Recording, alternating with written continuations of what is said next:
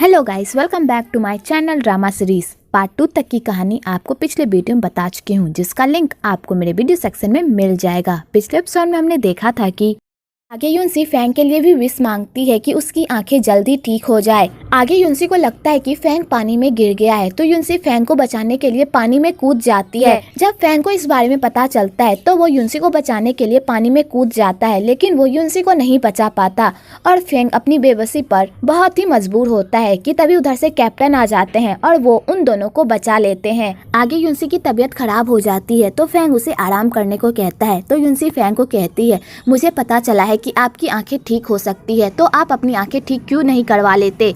अगर तुम अपनी आंखें ठीक करवा लोगे तो तुम उसकी रक्षा कर पाओगे, जो तुम्हारे लिए इम्पोर्टेंट है। तो फैंग ये बात सुनकर सोच में पड़ जाता है। आगे युनसी की तबीयत खराब हो जाती है तो फैंग डॉक्टर को बुलवाकर युनसी का ट्रीटमेंट करवाता है और पूरी रात जगकर युनसी की देखभाल करता है। तो थोड़ा फैंग भी युनसी की तरफ अट्रैक्ट होने लगता है, लेकिन वो खुद को संभाल लेता है। अगले दिन ऑफिस में वेलियन फैंग को बताता है कि हमारे ब्रांड की सारी कंपनियों ने हमारे साथ कॉन्ट्रैक्ट कैंसिल कर दिया है और उन सारे ब्रांडों ने वंशा के साथ हाथ मिला लिया है। तो फैंग कहता है, तुम टेंशन मत लो, मेरे पास अपने रास्ते हैं इन सब से बाहर निकलने का। तो वेलियन कहता है, जब तक तुम मेरे साथ हो मुझे टेंशन लेने की कोई जरूरत नहीं है। आगे बयोन युनसी को मिलने के लिए बुलाता है तो युनसी फैंग को कहती है, मैं 10 मिनट में किसी से मिलकर आती हूँ, और युनसी वहाँ से चली जाती है। एक्चुअली ये सब बयोन का प्लान होता है युनसी को फैंग के घर से निकालने का, ताकि वो फैंग की बीमारी का पता लगा सके। आगे बयोन को पता चल जाता है कि फैंग अंधा है और बयोन उसकी वीडियो भी बनाता है बिना फैंग को पता चले, और फैंग को भी ये सब पता नहीं चलता क्योंकि बयोन एक डिलीवरी मैन बनकर आया हुआ होता है। ये बयोन तो एक नंबर का कमीना निकला। ये तो अपने ही प्यार को यूज करके आगे बढ़ने की सोच रखता है। पता नहीं युनसी को इस घटिया इंसान से प्यार कैसे हो गया, लेकिन आप लोग टेंशन मत लीजिए, जल्द ही इन दोनों का ब्रेकअप होगा और युनसी फैंग के प्यार में पड़ेगी। आगे युनसी फैंग को एक बिस्किट खिलाती है तो उस बिस्किट का स्वाद वैसा ही होता है जैसा लुहान ने फैंग के लिए बनाया होता है। तो फैंग युनसी से पूछता है, तुम्हें ये बिस्कुट कहाँ से मिली, क्या तुम मुझे बता सकती हो? तो युनसी कहती है, ये तो मेरी दोस्त ने मुझे दिया था, मैं तुम्हें पता करके बताऊंगी। आगे बयोन वो वीडियो वंशा को देता है तो वंशा जैसे ही वो वीडियो देखती है तो वो पूरी तरह शॉक्ड हो जाती है। आगे फैंग और युनसी उस बिस्कुट बनाने वाले के पास जाते हैं जिसने वो बिस्कुट बनाई हुई होती है। तो वहाँ जाकर उसे एक लेडी बताती है कि याति ने वो बिस्किट बनाया था, लेकिन वो अभी घर में नहीं है। आगे याति आ जाती है तो वो फैंग को देखकर उसे ही देखती रह जाती है और उसका फैंग से पहला सवाल यही होता है, क्या हम दोनों एक दूसरे को जानते हैं? तो फैंग उसे कहता है, मुझे नहीं लगता कि हम दोनों एक दूसरे को जानते हैं। तो याति फैंग को इस तरह देखती है जैसे वो उसे प्यार करती हो। तो युनसी याति से पूछती है, तुमने ये कुकीज बनाना कहाँ से सीखा? तो याति कहती है, कहीं से भी नहीं, मैंने इसे अपने आप बनाया है। लेकिन तुम लोग इस बारे में क्यों पूछ रहे हो, क्या कोई बात है? तो युनसी कहती है, तुम्हारी कुकीज मिस्टर फैंग को किसी की याद दिलाती है, इसलिए हमने तुमसे पूछा कि तुमने ये कुकीज कहाँ से बनानी सीखी है। आगे युनसी याति को कहती है, क्या तुम मुझे और कुकीज दे सकती हो, मेरे बॉस को ये कुकीज बहुत पसंद है। तो याति कहती है, सारे कुकीज तो बिक गए हैं, अगर तुम लोग थोड़ी देर और रुक जाओगे तो मैं तुम लोगों के लिए कुकीज बना सकती हूँ, उसके बाद तुम लोग ले जाना। तो फैंग और युनसी याति के कुकीज बनने तक का वेट करते हैं। तो युनसी फैंग को अपने साथ बाहर जाने को कहती है क्योंकि याति को कुकीज बनाने में थोड़ा टाइम लगने वाला होता है। तो फैंग जाने से मना कर देता है। तो युनसी फैंग को खूब जिद करती है और उसे अपनी बातों से इतना पकाती है कि बेचारे फैंग को उसके साथ मजबूरन जाना ही पड़ता है। आगे वो दोनों साथ में जा रहे होते हैं तो युनसी फैंग को वहाँ का नजारा बताती है, और वो जो भी नजारा बताती है वो सारा गलत ही होता है और फैंग को ये बात पता भी होती है। और युनसी फैंग को अपनी बातों से इतना पकाती है कि बेचारा फैंग पूरी तरह पगला जाता है,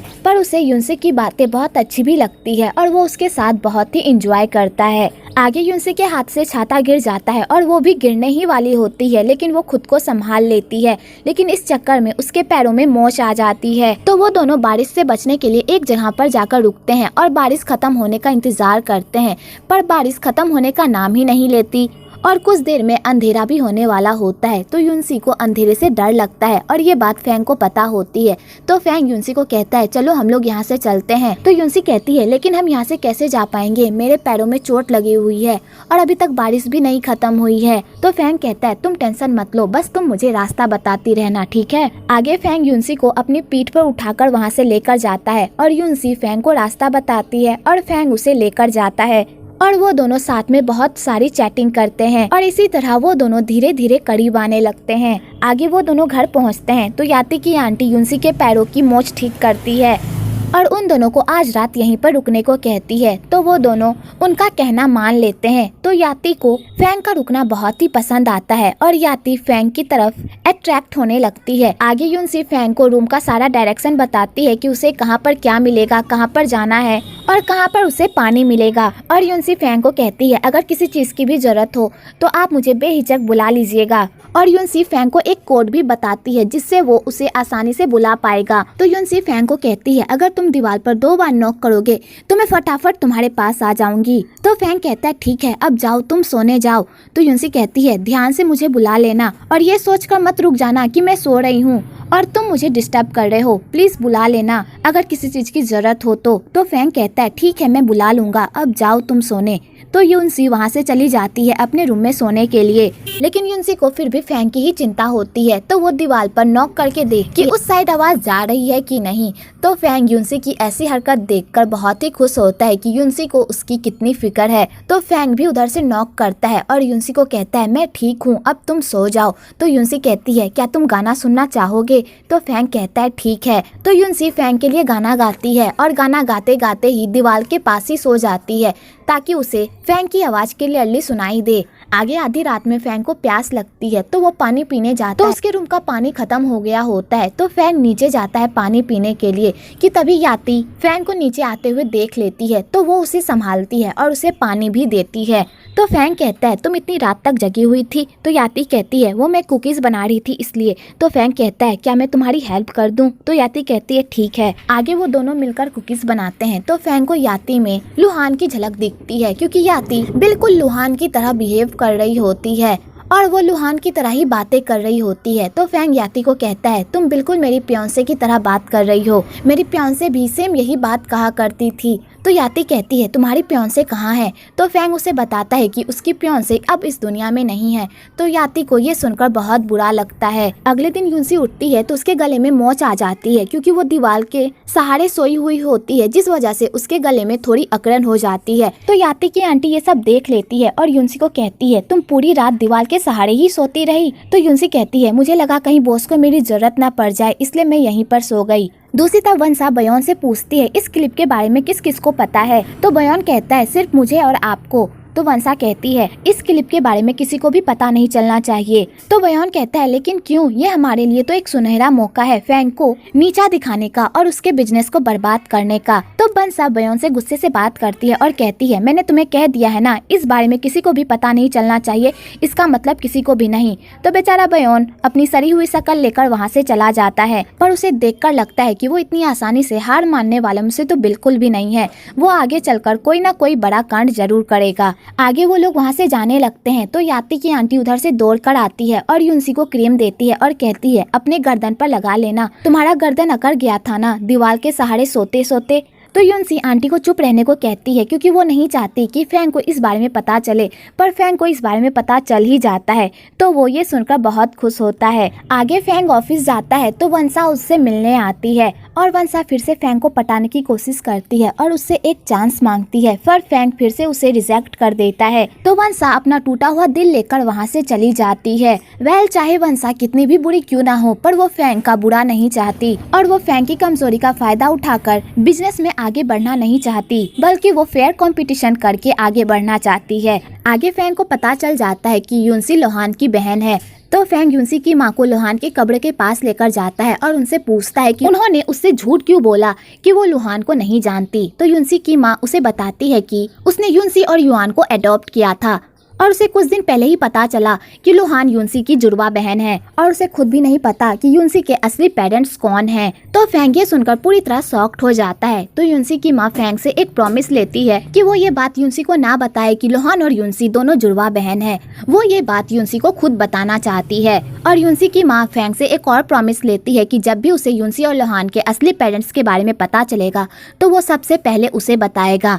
तो फैंग यूनसी की माँ से ये प्रॉमिस कर देता है। इधर फैंग के पेरेंट्स यूनसी और फैंग का रिश्ता जोड़ने की कोशिश करते हैं, पर यूनसी उनके मंसूबे पर पानी फेर देती है, उन्हें ये बताकर कि उसका एक बॉयफ्रेंड है। तो बेचारे फैंग के पेरेंट्स ये सुनकर सैड हो जाते हैं। आगे यूनसी फैंग को नहाते हुए देख लेती है, तो वो उसे एक टक ही देखती रह जाती है। वेल, आपको यहाँ पर इन दोनों का रोमांटिक सीन भी देखने को मिलेगा। इधर फई फई को पता चल जाता है कि वो फादर कोई और नहीं बल्कि युआन है। तो फई फई युआन पर बहुत गुस्सा करती है और उस पर गुस्सा करके वहाँ से चली जाती है। अगले दिन यूनसी की माँ फैंग को डिनर पर इनवाइट करती है उनका शुक्रिया अदा करने के लिए। तो फैंग यूनसी के घर जाता है, तो वहाँ पर साओलिन भी होती है। तो यूनसी साओलिन को देखकर शॉक्ड रह जाती है। तो साओलिन वेलियान को देखकर उस पर लट्टू हो जाती है और फैंग को हेलो कहती है और उससे हाथ मिलाती है, पर फैंग उससे हाथ नहीं मिला पाता।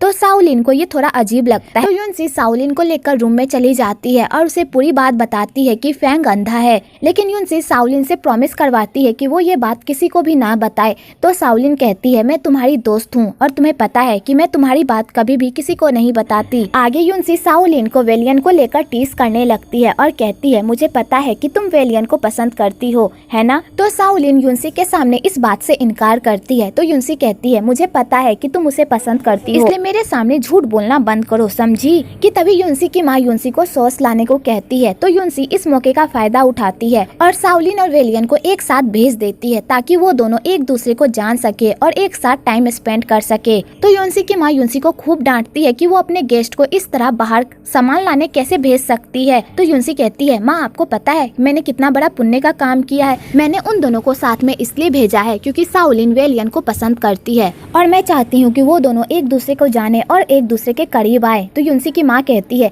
तो ये बात तुम्हें पहले बताना चाहिए था ना, तो मैं उसे खुद ही भेज देती। कोई बात नहीं, मैं उन दोनों को एक दिन डिनर पर बुलाऊंगी और उन दोनों को साथ में टाइम स्पेंड करने दूंगी। तो यूनसी कहती है, ये अच्छा आइडिया है मॉम। तो यूनसी की माँ कहती है, मैं अब जा रही हूँ खाना बनाने, तुम तब तक फैंग के साथ रहो और उनके साथ बातें करो, ठीक है। और यूनसी की माँ ये कहकर वहाँ से चली जाती है। आगे यूनसी फैंग को अपने साथ बाहर का नज़ारा दिखाने के लिए लेकर जाती है और यूनसी फैंग को एक स्टोरी सुनाती है जो फैंग की स्टोरी से बिल्कुल सिमिलर होती है। कि तभी वहाँ पर बर्फ पड़ने लगती है। तो यूनसी फैंग को बर्फ फील करवाती है। तो फैंग ये सब देखकर बहुत खुश होता है। आगे यूनसी अपनी स्टोरी से फैंग को ये समझाने की कोशिश करती है कि वो अपनी आँख ठीक करवा ले, पर फैंग उसकी एक भी नहीं सुनता और अपनी बात पर ही अड़ा रहता है। आगे वो सब यूनसी के घर से खाना खाकर घर जा रहे होते हैं। तो यूनसी रास्ते में ही उतर जाती है अपने बॉयफ्रेंड से मिलने के लिए और वो फैंग को कहती है, मैं 10 बजे के अंदर घर आ जाऊंगी। तो फैंग यूनसी को रास्ते में छोड़कर अपने घर चला जाता है। आगे यूनसी अपने बॉयफ्रेंड से मिलती है और उसे कहती है, बहुत दिन हो गए हैं, हम लोग कहीं बाहर घूमने नहीं गए, क्या इस संडे हम लोग मूवी देखने चले। तो बयान कहता है ठीक है। कि तभी बयान को ऑफिस से कॉल आता है एक मीटिंग के लिए। तो बयान कहता है ठीक है, संडे को फिक्स कर दो। तो बयान के पास सैटरडे का दिन भी खाली रहता है मीटिंग करने के लिए, पर वो सैटरडे का दिन छोड़कर संडे का दिन चूज करता है। तो यूनसी को ये सब देखकर बहुत बुरा लगता है और वो बयान से पूछती है, अभी जस्ट हमने डिसाइड किया था कि हम संडे को मूवी देखने जाएंगे, फिर तुमने संडे को अपनी मीटिंग क्यों फिक्स की। और यूनसी ये बात कहकर वहाँ से जाने लगती है। तो बयान उसे रोकता और कहता है, तुम्हें पता है ना कि जिम का शेड्यूल कितना टाइट होता है और मुझे सैटरडे का टाइम ही मिलता है जिम करने के लिए, तो मैं उसे नहीं छोड़ सकता, प्लीज इसे एडजस्ट कर लो, अगली बार हम दोनों साथ में चलेंगे, ठीक है। तो यूनसी बयान के सामने ऐसा प्रिटेंड करती है कि जैसे वो मान गई है, पर वो अंदर ही अंदर बहुत दुखी होती है। तो बयान कहता है, चलो मैं तुम्हें घर छोड़ देता हूँ। तो यूनसी कहती है, कोई बात नहीं, मैं बस से चली जाऊंगी। तो बयान कहता है ठीक है। तो यूनसी जाने लगती है। तो बयान उसे अपना मफलर पहनाता है और कहता है, बाहर बहुत ठंड है, इसे पहन कर जाओ। तो यूनसी स्माइल करके वहाँ से चली जाती है। वेल, इस गधे बयान को तो अपने काम के अलावा कुछ दिखता ही नहीं। यूनसी इससे कितना प्यार करती है इसे ये भी नहीं दिखता। वेल, इस गधे को अभी थोड़ी अकल आएगी, जब यूनसी इससे दूर हो जाएगी तब इसे अकल आएगी कि इसने क्या खोया है। आगे यूनसी घर आती है और चुपचाप पानी में पत्थर मारती है। कि तभी फैंग पानी पीने के लिए उठता है तो उसे बाहर से कुछ आवाजें आती हैं। तो फैंग समझ जाता है कि यूनसी घर आ गई है। तो फैंग यूनसी से पूछता है, तुम घर आ गई तो तुमने मुझे बताया क्यों नहीं। तो यूनसी फैंग से बहुत ही बुझी बुझी तरह बात करती है। तो फैंग यूनसी से, तुम्हें क्या हुआ, तुम इतनी सैड क्यों हो, क्या तुम्हारे बॉयफ्रेंड से तुम्हारी लड़ाई हुई है। तो यूनसी फैंग को कुछ भी नहीं बताती, ऊपर से बढ़ा चढ़ाकर बोलती है कि उसके बॉयफ्रेंड ने ये किया, उसके बॉयफ्रेंड ने वो किया। पर फैंग यूनसी की आवाज से पता लगा लेता है कि वो रो रही है। तो फैंग यूनसी को कहता है, मेरे सामने सामने तुम्हें ब्रेव बनने की कोई जरूरत नहीं है, मुझे पता है कि तुम सैड हो। तो बताओ क्या हुआ। तो यूनसी फैंग को पूरी बात बताती है और कहती है क्या मेरे बॉयफ्रेंड को मेरी जरा सी भी परवाह नहीं है, उसके लिए हमेशा काम ही इम्पोर्टेंट है ना कि मैं। ऐसा क्यों है, वो मुझे क्यों नहीं समझता, क्या उसे दिखाई नहीं देता मैं उसके लिए कितना एफर्ट कर रही हूँ। जितना तुम मुझे समझते हो उतना मुझे मेरा बॉयफ्रेंड क्यों नहीं समझता। तो फैंग यूनसी को समझाता है कि कोई भी रिश्ता दोनों तरफ से चलता है, ना कि एक तरफ से। अगर हम एक ही तरफ से वो रिश्ता चलाएंगे तो आगे चलकर हमें वो रिश्ता बोझ लगने लगेगा। इसलिए तुम्हें थोड़ा सा टाइम देना चाहिए खुद को कि तुम क्या चाहती हो। तो यूनसी फैंग की बातों को सुनकर थोड़ा रिलैक्स फील करती है और कहती है काश मुझे अभी कैंडी मिल जाती खाने को, मेरा बहुत मन कर रहा है खाने का। तो फैंग यूनसी को कहता है कल तुम रेडी हो जाना, कल हम साथ में ऑफिस जाने वाले हैं। तो यूनसी कहती है मैं तो तुम्हारे साथ एक सप्ताह में एक ही बार ऑफिस जा सकती हूँ ना, फिर हम कल क्यों जा रहे हैं। तो फैंग कहता है कल हमें कुछ काम है, और ये कहकर फैंग वहाँ से चला जाता है। अगले दिन ऑफिस में फैंग वेलियन से कैंडी मंगवाता है यूनसी के लिए। तो यूनसी कैंडी को देखकर बहुत खुश होती है और अपने बॉस को थैंक्स कहती है कि उसने उसकी विश पूरी की। तो वेलियन यूनसी को कहता है ये कैंडी मैं लेकर आया हूँ, तुम्हें मुझे थैंक्स कहना चाहिए ना कि इसे। तो यूनसी वेलियन को भी थैंक्स कहती है। तो वेलियन कहता है यूनसी जल्दी से तैयार हो जाओ, आज फैंग की बहुत ही इम्पोर्टेंट मीटिंग है, इसलिए सब कुछ इसे अच्छे से बता देना, ठीक है। मुझे कुछ काम है इसलिए मैं जा रहा हूँ। और वेलियन ये कहकर वहाँ से चला जाता है। आगे यूनसी फैंग को सारे फाइल्स पढ़कर सुनाती है। तो फैंग सारे फाइल्स की डिटेल्स समझ जाता है। तो यूनसी फैंग से पूछती है मेरे एक बार पढ़ने से क्या आपको सब कुछ समझ में आ जाता है। तो फैंग कहता है हाँ। तो यूनसी कहती है आप सच में बहुत ही ग्रेट हो। आगे वो लोग मीटिंग पर जा रहे होते हैं। तो यूनसी फैंग को कहती है मैं ऑफिस में कुछ भूल आई हूँ, मैं अभी उसे लेकर आती हूँ। तो फैंग कहता है ठीक है, मैं गाड़ी में तुम्हारा वेट करूंगा। तो यूनसी कहती है ठीक है, और यूनसी अपना सामान लेने के लिए ऑफिस चली जाती है। आगे फैंग और वेलियन नीचे जा रहे होते हैं। तो वेलियन फैंग को बताता है कि नीचे बहुत सारे रिपोर्टर्स हैं, अब हम क्या करेंगे, अगर रिपोर्टर्स को तुम्हारे बारे में पता चल गया तो बहुत बड़ा हंगामा हो जाएगा। तो फैंग कहता है टेंशन मत लो, बस नॉर्मली बिहेव करो, हम लोग सब कुछ संभाल लेंगे। आगे सारे रिपोर्टर्स फैंग से अजीब अजीब सवाल पूछने लगते हैं, क्या वो सच में अंधा है, अगर वो अंधा नहीं है तो वो उसे प्रूफ करके दिखाए। और उसमें से एक रिपोर्टर फैंग के सामने अपना हाथ रखता है और उससे पूछता है बताओ मैंने कितनी उंगलियां खुली रखी है। तो फैंग टेंशन में आ जाता है कि वो क्या करे, लेकिन सही टाइम पर यूनसी आ जाती है और वो फैंग को दूर से ही हिंट देती है, जिस वजह से फैंग बता पाता है कि उसके हाथ में कितनी उंगलियां हैं। तो रिपोर्टर्स को भी यकीन हो जाता है कि फैंग अंधा नहीं है। कि तभी उधर से बयान की एंट्री होती है और बयान सारे मीडिया के सामने ये ऐलान करता है कि फैंग अंधा है और उसके पास प्रूफ भी है जो ये साबित कर सकता है कि फैंग अंधा है। तो यूनसी बयान को देखकर तो पूरी तरह शॉक्ड हो जाती है कि तभी वहाँ पर वंसा आ जाती है और पूरे मीडिया को संभाल लेती है और पूरे मीडिया के सामने ये कहती है कि उसके असिस्टेंट से गलती हुई है, उसके पास कोई सबूत नहीं है। और वंसा सारे मामलों को संभाल लेती है, जिससे रिपोर्टर्स को भी यकीन हो जाता है कि फैंग अंधा नहीं है। दूसरी तरफ यूनसी और विलियन फैंग को लेकर वहाँ से चले जाते हैं। आगे यूनसी को रहा नहीं जाता और वो अपने बॉयफ्रेंड के पास जाती है और उससे पूछती है कि उसने फैंग को टारगेट क्यों किया और उसने क्यों परेशान किया और उसके पास फैंग के खिलाफ कौन से सबूत हैं। तो बयान यूनसी से झूठ बोलता है और कहता है मेरे पास कोई सबूत नहीं है, मैंने ये सब अपने बॉस के कहने पर किया है। तुम्हें पता है मेरी बॉस फैंग को पसंद करती है और मेरी बॉस फैंग से बदला लेना चाहती है, इसलिए उन्होंने मुझे ये करने को कहा था। तो बेचारी यूनसी फैंग की बातों में आ जाती है और उसे भी यही लगता है कि ये सब वंसा का किया धरा है। और बयान यूनसी के मुंह से ये बात निकलवाने की कोशिश करता है कि क्या सच में फैंग अंधा है। तो यूनसी बयान को कुछ भी नहीं बताती और कहती है मेरे बॉस बिल्कुल ठीक हैं, वो अंधे नहीं हैं और ये सब खाली अफवाह है। तो यूनसी कहती है मुझे डर लग रहा है कहीं इन सब की वजह से हम दोनों का रिश्ता खराब ना हो जाए, इसलिए मैं रिजाइन कर रही हूँ। तो बयान जैसे ये सुनता है तो वो शॉक्ड हो जाता है और यूनसी को कहता है तुम क्यों रिजाइन करोगी, मैंने गलती की है तो मैं रिजाइन करूंगा। तो यूनसी कहती है तुम रिजाइन क्यों करोगे, तुमने यहाँ तक आने के लिए बहुत मेहनत की है। तो बयान कहता है अगर आगे कुछ भी गड़बड़ हुआ तो मैं रिजाइन करूंगा, ना कि तुम, समझी। और वो घटिया बयान यूनसी को अपनी चुपड़ी चुपड़ी बातों में इस तरह लपेटता है कि यूनसी भी उसकी बातों में आ जाती है। आगे यूनसी फैंग को बता देती है कि जिसने मीडिया के सामने आज उसकी सच्चाई लाने की कोशिश की वो कोई और नहीं बल्कि उसका बॉयफ्रेंड बयान है। तो फैंग ये सुनकर पूरी तरह शॉक्ड हो जाता है और फई फई यूनसी पर ही इल्जाम लगाने लगती है कि ये सब उसकी वजह से हुआ है। तो यूनसी सबको बताती है कि इसमें ना ही उसकी और ना ही उसके बॉयफ्रेंड की गलती है, ये सब वंसा की वजह से हुआ है, उसने ही ये काम उसके बॉयफ्रेंड को करने को कहा था। तो फई फई यूनसी को ही खड़ी खोटी सुनाने लगती है और कहती है इसकी क्या गारंटी है कि आगे चलकर तुम मेरे भाई को परेशान नहीं करोगी, और ना ही तुम्हारा बॉयफ्रेंड करेगा। तो यूनसी को फई फई की बातों से बहुत बुरा लगता है और वो कहती है आज के बाद से तुम लोगों को कोई परेशानी नहीं होगी क्योंकि मैं ये काम छोड़ रही हूँ। और ये कहकर यूनसी वहाँ से चली जाती है। तो फैंग वेलियन को यूनसी के पीछे जाने को कहता है और फैंग फई फई को खूब डांटता है कि उसने यूनसी से बहुत ही बदतमीजी से बात की। तो फई फई भी अपना मुंह फुला करके वहाँ से चली जाती है और चर्च में जाकर भगवान के सामने प्रे करने लगती है कि आखिरकार उसने गलत क्या किया। कि तभी वहाँ पर युआन आ जाता है। तो फई फई युआन को सारी बात बताती है। तो युआन फई फई को संभालता है और युआन फई फई को रियलाइज करवाने की कोशिश करता है कि वो अपने भाई को एक भाई के तौर पर प्यार करती है, ना कि एक कपल वाला प्यार। तो फई फई भी ये सब सुनकर कंफ्यूज्ड हो जाती है। आगे वंसा फैंग को वो पेन ड्राइव दे देती है और अपने स्टाफ की तरफ से उससे माफी भी मांगती है और कहती है मैं तुम्हें कंपटीशन में हराऊंगी, ना कि ऐसी बचकानी हरकत करके। और वंसा फिर से फैंग को मनाने की कोशिश करती है कि वो उसे एक चांस दे दे, पर फैंग उसे रिजेक्ट कर देता है। तो वंसा रोते हुए वहाँ से चली जाती है। आगे फैंग बयोन से मिलने जाता है और उसे वार्न करता है कि वो यूनसी को अपने मतलब के लिए इस्तेमाल ना करे। तो बयोन फैंग से ही उल्टा लड़ने लगता है और उससे बदतमीजी से बात करने लगता है। तो फैंग को बयोन पर बहुत गुस्सा आता है और वो बयोन को खींचकर एक घूसा मारता है, जिससे बयोन की तो पूरी हालत ही खराब हो जाती है। और फैंग बयोन को वार्निंग देता है कि अगर उसने यूनसी की लाइफ से दोबारा खेलने की कोशिश की तो वो उसे नहीं छोड़ेगा। और ये कहकर फैंग वहाँ से चला जाता है।